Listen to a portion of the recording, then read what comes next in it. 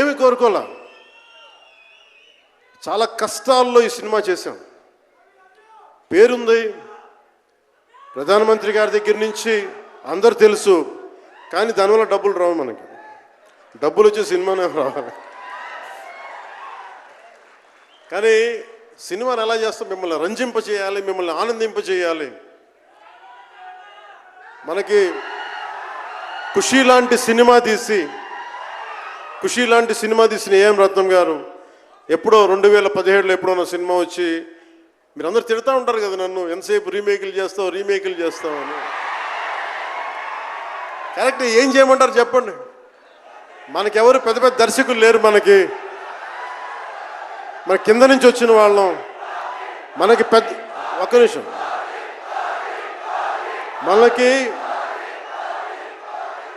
మన సినిమాలని చెప్తున్నా. ఓజీ సంతోషం, ఇది వీరా. మీకు ఈ సినిమా గురించి చెప్తాను. మీకు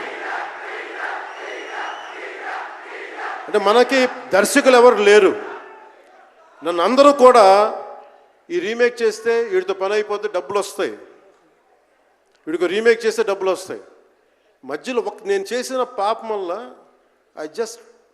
ఒక ఫ్లాప్ తీసాను అంతే. ఆ ఫ్లాప్ తర్వాత నా గ్రిప్ రాలే మళ్ళీ ఫిల్మ్ ఇండస్ట్రీలో.